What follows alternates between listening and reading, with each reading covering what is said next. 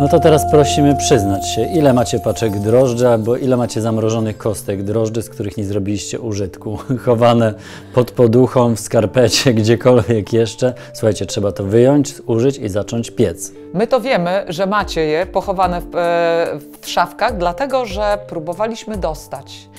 Ani dostawca hurtowy, ani żaden sklep nie dysponował suchymi drożdżami, dlatego to wiemy. Są u Was, także wyjmujemy drożdże i zaczynamy piec dzisiaj chleb. Zaserwujemy Wam sposób na idealny chleb bezglutenowy na drożdżach, wegański oczywiście. Taki, który każdemu się uda. I właśnie, to jest pewna zasadzka, dlatego, bo my nie możemy Wam pokazać jednego idealnego chleba dla każdego, ponieważ każdy ma inne potrzeby, ale powiemy Wam, czego należy unikać, robiąc ten chleb. Tu akurat... Całą playlistę chlebów możecie znaleźć tutaj oczywiście nad Joli głową. Są tam różne rodzaje, na pewno znajdziecie coś dla siebie, a dzisiaj będą tutaj różne tipy. To jest chleb, my nazywamy go tostowym. Chlebem ryżowym na drożdżach. Jest przede wszystkim na mące ryżowej. Jak widzicie, jest zapakowany w taki woreczek, a w środku jest folia. Ta folia służy temu, żeby chleb nie wysechł, ale pamiętajcie, jak dostajecie taki chleb albo jak sami robicie chleb i zawijacie w folię, nie zostawiajcie go na wierzchu, ponieważ bardzo szybko zakwitnie. Wstawcie go do lodówki i tam na pewno może dużo dłużej przetrwać, niż sugeruje to data na opakowaniu. Ten przepis oczywiście znajdziecie tutaj. To jest nasz ulubiony chleb i tak naprawdę nie tylko nasz, ale również dzieci, dlatego, bo on nadaje się do tego, żeby podać na nim krem czekoladowy, dżemik, to co dzieci lubią najbardziej. Ale również nadaje się do pasztetów, do różnych innych rzeczy. Także jest bardzo uniwersalny, to jest dla tych, którzy nie lubią chleba razowego. Teraz przejdźmy do tego, jak zrobić, żeby był idealny.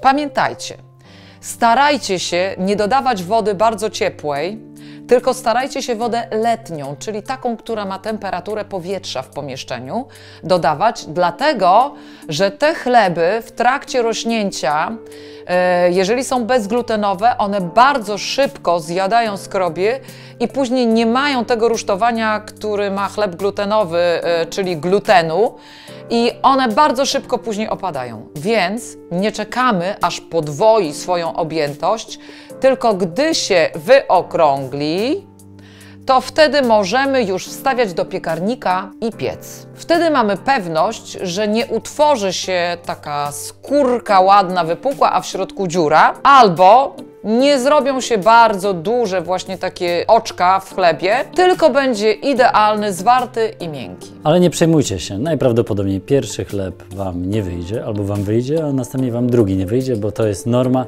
Chleby nie od razu, nie każdemu i nie od samego początku się udają, ale potem jak złapiecie wprawę, to już naprawdę będzie szło. Kolejna rzecz. Chleby glutenowe możemy formować w bochenki, czyli mogą być takie dosyć gęste. Chleby bezglutenowe muszą być rzadsze. To jest takie ciasto do nalewania bądź do nakładania ręką do foremki. Foremka jest potrzebna, żeby utrzymać ciasto i żeby ono rosło do góry, a nie rozlewało się na boki. Bo ciasto musi być rzadkie, gdyż inaczej chleb nie będzie miał siły urosnąć. W bezglutenowych chlebach stosujemy wymiennie różne spoiwa. Może być to ugotowany ziemniak zmiksowany na pire, może być to siemielniane, może być to babka jajowata, babka płesznik. Jest jeszcze parę rzeczy. No babki płesznik bardzo trudno by Ci było zmiksować, ale myślę, że mogłoby być. I można być nawet nasiona chia, no proszę które bardzo, też mielimy, które też mielimy i one też mogą nam skleić masę. Można dodawać banana. Wszystko, co daje nam kleistość, pomoże temu chlebowi urosnąć. Dlaczego o tym mówię? Dlatego, że każdy z nas ma inne potrzeby. Jedni nie mogą na przykład gryki, inni nie mogą kukurydzy, jeszcze inni ziemniaków, więc wtedy na przykład skrobię ziemniaczaną w chlebie wymieniamy na skrobię z tapioki. I tu oczywiście każdy z nas może sobie sam stworzyć swój własny. Ale pamiętajcie o jeszcze jednej rzeczy. Chleby bezglutenowe są w smaku trochę jałowe i dlatego w naszych chlebach my stosujemy różne polepszacze smaku, ale to są polepszacze naturalne.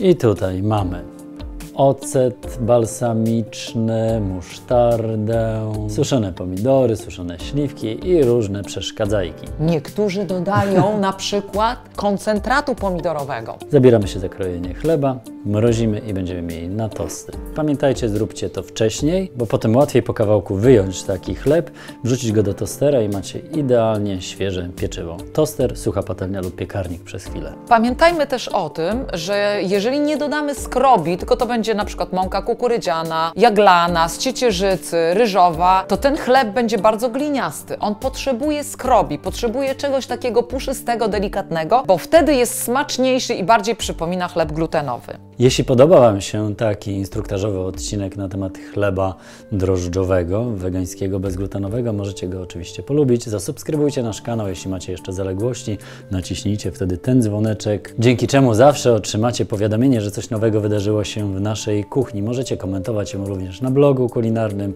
oraz na YouTubie, albo zadawać pytania, na pewno Wam odpowiemy i pamiętajcie o angielskim tłumaczeniu, może się komuś przyda. A jeszcze pomyślcie o tym, że gdybyście chcieli jakąś bagietkę, jakąś bułkę, to również na naszym kanale to jest też pieczywo drożdżowe. Link znajdziecie I tutaj też znajdziecie. I tak właśnie pokrojony, spakowany wkładamy do zamrażarki. Jeżeli nie macie czasu lub ochoty na gotowanie, zapraszamy Was do Bistro Delikatesów Atelier Smaku. A jeśli do Gdyni macie daleko, możecie odwiedzić nasz sklep internetowy. A na ateliersmaku.pl znajdziecie dokładny przepis oraz informacje o terminach warsztatów kulinarnych. Tutaj mamy też taki jeden z naszych pierwszych podstawowych chlebów, zwykły gryczany na drożdżach z ziemniakiem. To jest bardzo prosta receptura, też warto, żebyście sprawdzili, wypróbowali, bo naprawdę wychodzi i on jest podobny w smaku do zwykłego, żytniego chleba na drożdżach. I zobaczcie, ten ma takie oczka, a wcześniej wyszły nam większe oczka, które niektórzy krytykowali, że były przerośnięte, ale my właśnie takie lubimy. Ale bardziej tak lubimy bywa. ten taki wyrośnięty. To jest naturalna Jest to rzecz gustu. Jest to rzecz gustu. Każdy zrobi sobie taki, jaki lubi najbardziej. Teraz pokroję ten chleb, bo on również pójdzie do zamrożenia. Smacznego I na zdrowie.